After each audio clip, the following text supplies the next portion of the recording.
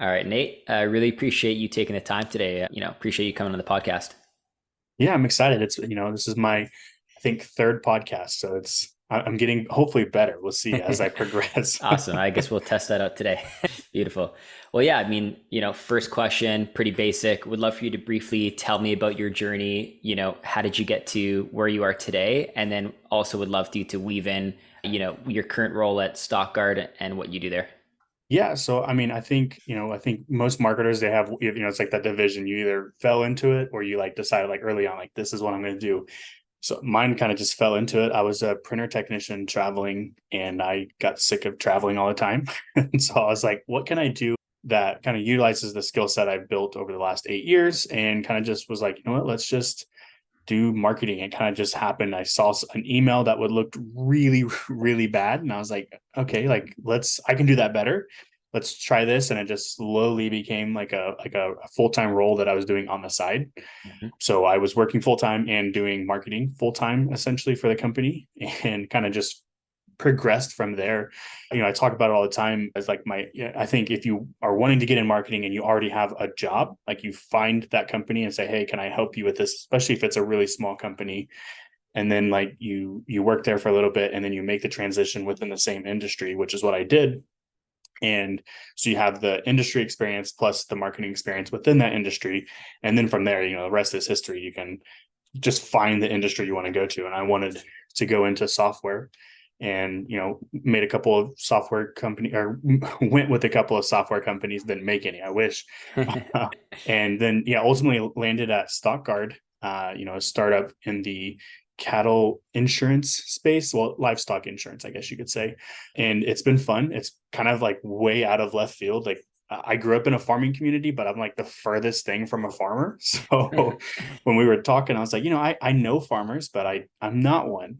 I got, I moved away because I wasn't a farmer.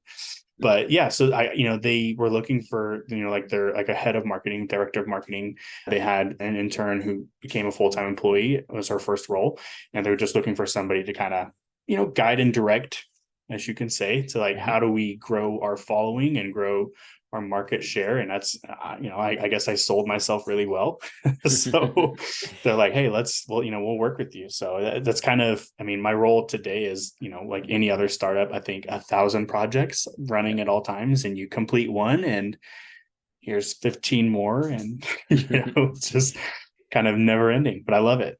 Cool. Awesome. Yeah, it's great to hear. And within your role, are you doing a lot of the execution or are you leaning on agencies to do the work? How does some of that break out?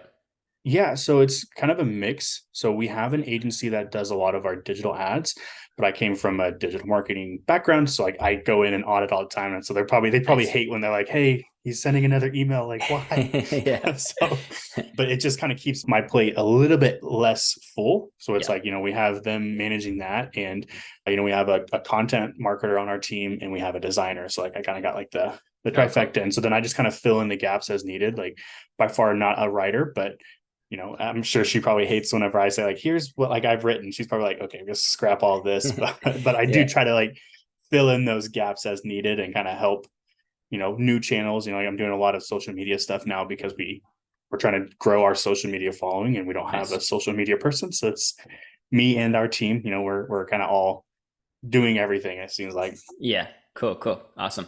Yeah. So, you've held, roles at multiple companies.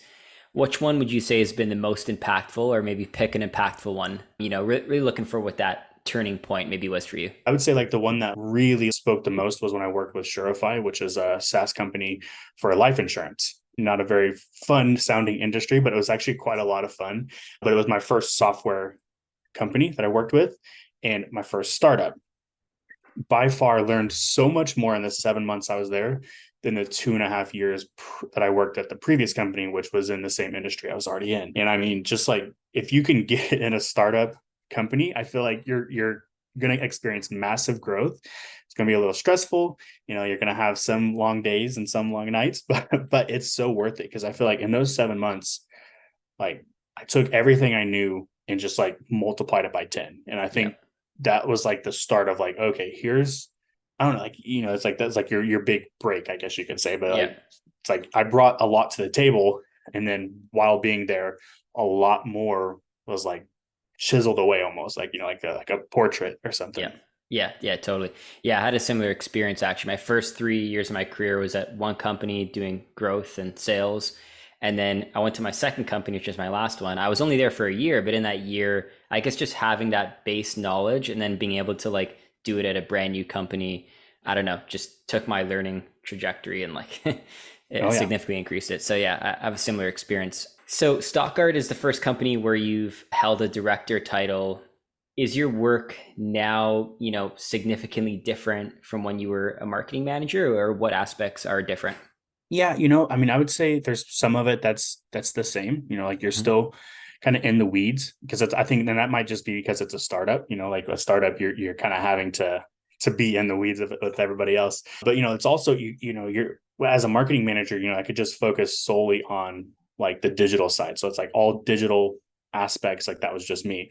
But I'm director, like I'm looking at that one piece as well as our in-person piece with like events, as well Right. as like, like podcast, like there's like that whole scope and slew of like how all this kind of ties in together. So like you kind of have to be able to step back and step out of like what you were in and say, okay, one, how do I learn these other things? But then two, how does this also impact that?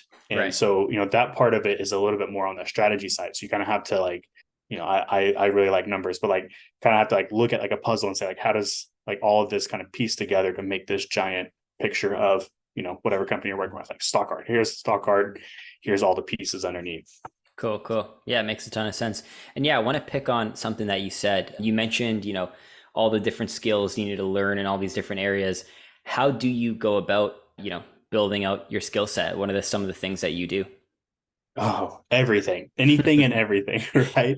I have two kids, so I don't get to listen to podcasts as much, but when Yeah. I get a chance, I try to listen to any and every podcast I can because they're just, tons of people giving away free knowledge. Like how can you turn away from that? Yeah. And then, I'm also really active on LinkedIn. And I think that's a very, very great source of information because you have people who are major thought leaders. They may not have a huge following, but they're like posting these like little nuggets every day. And it's like you just Yep. consume that content and say, like, wow, they're spending hours on their one little piece of like that they're like, chiseled away in the market and say, like, this is what I know really, really well. And you just take that and say, like, hey, like now I don't have to spend the 500 hours that you spent learning that. I can take the 2 hours and say, like, okay, I've read your post, looked through all of your content, and now I can say I'm familiar with account-based marketing or like different strategies like that. Right. And then videos, I've taken some online classes. Those are kind of hit or miss. You never really Hmm. know kind of the quality you're going to get. I think Yeah. I've wasted quite a bit of time. I would say LinkedIn is like probably the primary source, and then like they always have podcasts or newsletters, things like that you can subscribe to. And I kind of do anything a lot of times that's free. Yeah.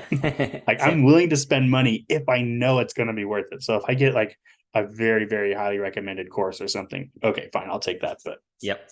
Totally. Yeah. Yeah. I feel you on the LinkedIn piece. I find that even just commenting on posts, like actively engaging, is so much different than just having a profile and scrolling. yeah, But when you're engaging and like trying to leave a thoughtful comment, you have to actually think about what the person wrote and you absorb it more. yeah. And then you have to like then you get to like pick their brain. Like, okay, like Yeah. here's what you said, and like here's kind of like what I think, but like here's a question, like how does this tie into that? And they just give it away for free. It's like, heck Yeah. yeah, Yeah. I can pay you to consult me, or I can just engage on your content on LinkedIn. And it's like, that's even better. I know that's the crazy part. I mean, it's in their best interest to respond back, right, for Yeah. their following and for the algorithm. Yeah. But typically, like you said, they would charge, maybe $1,000 an hour for their time, and you could ask them these questions for free in the comments. So I found that that is a fantastic way to learn new things for sure. So yeah, you've been a digital marketing manager, I think, for most of your career, which is, just a certain kind of marketing generalist, right? A generalist in the Yeah. digital space. How, at some point, have you felt pressure to niche down, maybe into something like paid ads or SEO, and you haven't niched down? So how has that maybe helped you in your career? Yeah. I mean, honestly, I feel like, especially before becoming it, like the last two roles I've had, this role and my previous one, a lot of companies like, hey, we want you to, like there's a role we have open, you could be a director of just SEM. And it's like, that's great. But like I kind of have ADD where I don't want to solely focus on one thing. That's why I really like being a director, because I can like have all these other things. Yeah. So there, there has been quite a bit of pressure to like really niche down into like just one avenue of a subset avenue, Yeah. I didn't want to fall into that. Like it's great if you do that, like that, then you're like a major like mastermind of that one thing. Yeah. But I just didn't want to go into that, because then if you find like after a couple of years or 3 years or 4 years even of working in that and you don't like it, then you're kind of like you're down a path that you can't really come back from unless you Yeah. step back. Right. And so, I think it did limit some of it, but at the same time, I think that prepared me to step into a director role, unless you're going to like a big, big company where you're going to be a director of just one avenue, Yep. like being a generalist in like a startup world like that. It works because that's what they need. Yeah. They need someone who's touched on a little bit of everything, but may not be the master of any one thing. But like, Yep. I have the things that I was really, really, really good at, and I know those really well, but I also have done a lot of other things. Yeah. So I think, it just really depends on like what path you want to take. Like I recommend, if you're like trying to decide like what kind of career you want, like what your trajectory should be, Mhm. like think through like here's the different options you have and find the one that like speaks to you most, and then figure out, is that a generalist? Is it a specialist? Is it like what, basically? And then you can kind of say, like, because I don't know that there is a for sure right answer. It's like Yeah. what works for you might not be working for me. So Totally. Love it. Awesome. Cool. Wanted to discuss challenges super quick. You're in the first, I think, 6 months of being a marketing director, first time in your career. So, what have some of your biggest challenges been in this first 6 months?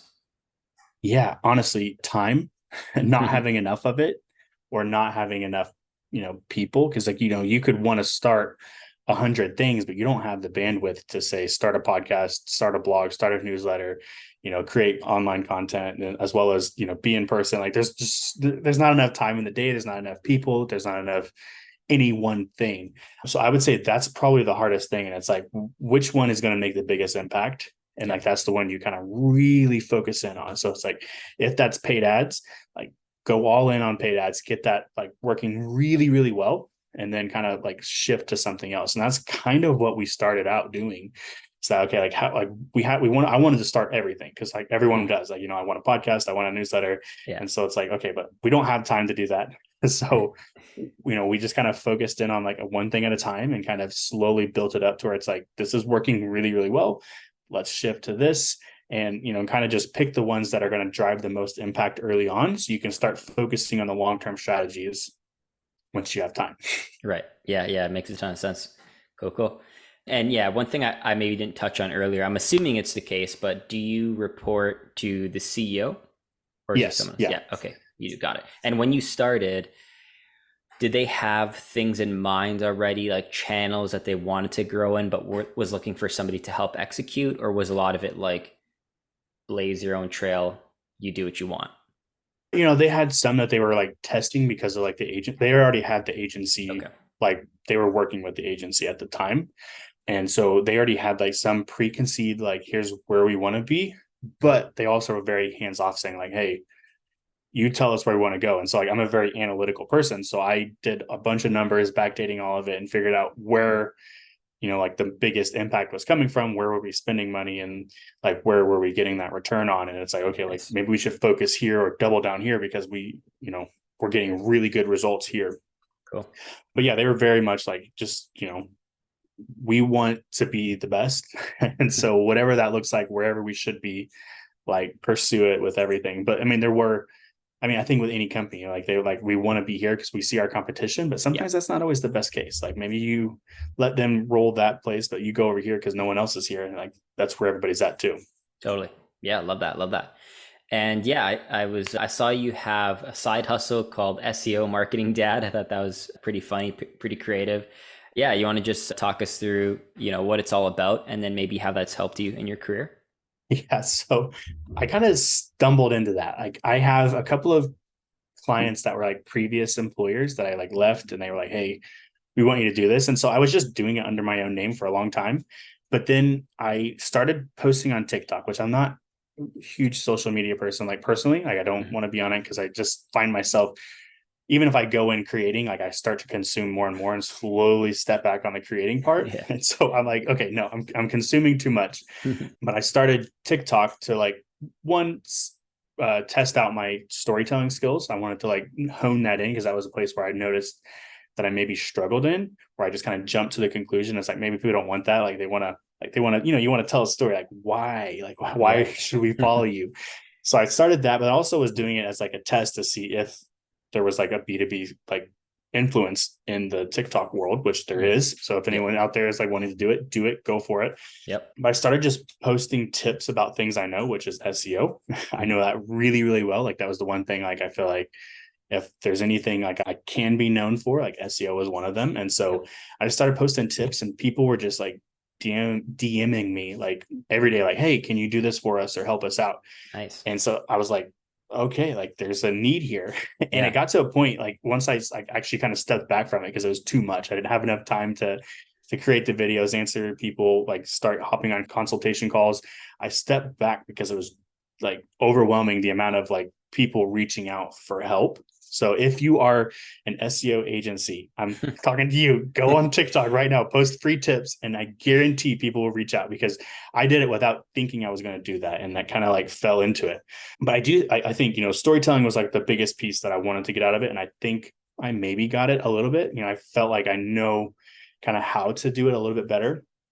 And that's actually, I think, how I landed my current role. Oh, Part nice. of that was like, like how to sell myself essentially, because you're selling yourself. Like, Totally. why should they take a risk or why should they hire you over this other person or, whoever it may be. Yep. And so it's like, how do you compel them to say, like, oh, yeah, like we resonate with you as a person? So that was the one thing. The second thing is, try things out because, I didn't know if it would work. I ended up creating a website and I got to test a bunch of stuff there too, because like what's going to convert more, like is it just jump into a landing page, jump into the homepage? And so that kind of helped because Hmm. like when in the B2B space sometimes you have to follow what's expected. Yep. And taking those risks is sometimes maybe not worthwhile, but like when it's your own website, like okay, like if my conversions drop, like okay, it's just a side hustle. Like Yeah. it's not like i'm Exactly. like I'm leaning on this to pave the way for my career. Like it's like, Yeah. no, this is just for fun. If my site drops significantly, like okay, well I'll shift it and fix it later. Yeah. Yeah, exactly. Yeah, yeah, totally feel that. So many times I'll listen to something really cool on a podcast or read something and I'm like, oh, like I need to implement this in my job. And then I get back to it and I'm kind of like, this is why, Yeah. this is why I can't do this. So, and then I'm like, okay, maybe I can do this on my spare time. But yeah, totally feel there. Cool. Well, coming up on the last question here, super generic. Ask everyone this. What advice would you give to somebody who, maybe wants to be in a position like yours one day? Yeah, so I think I read something early on. I think it was the marketing millennials that posted it. Like you're Yep. either choosing, like if you're either choosing a path of pay, growth, or like consistency, or I don't remember exactly. I'm Hmm. butchering that. Like that Yeah. was like horrible. But like if you're uncomfortable, you're choosing a path of growth. And so when I started thinking about like, do I want to become a director? Like you kind of have to like have these like your hands are in more things and you kind of are responsible for a lot more. I was like, okay, that sounds very uncomfortable. I was like, okay, like is it uncomfortable because I don't feel ready, or is it uncomfortable because I'm not used to it? I'm like, okay, I'm not used to it. So I was like, I'm going to Right. put myself out there. I mean, it's kind of there, everything's kind of a risk at some point, Yep. but it's like I'm either going to crash and burn or I'm going to learn a lot. And I feel like I'm kind of a trial by fire guy. So like I'm Yeah. going to jump in head first and hopefully it works out. So I think you kind of, figure out like, is it a path of growth or are you just, in a place where you just need some consistency? Maybe you had a path of growth and you need to rest. Yep. So maybe it's not the best time, but also I think learn as much as possible, like interact with people, learn from them because you're never going to know everything, which I think is the case. And you have to be okay with never knowing. Like they ask me sometimes, like, do you know something about this? I'm like, honestly, no, but I know where I can learn something about that because Yeah. I'm connected with the guy who does that, or I'm connected with the woman who consults on that. And so it's like, I can find out. So Yeah. I think being willing to say, I don't know it, but I will, or I can. Cool. Cool. Well, Nate, it's been a pleasure having you on the podcast. I appreciate you taking the time. Yeah. Thank you. It's been fun. Thank you.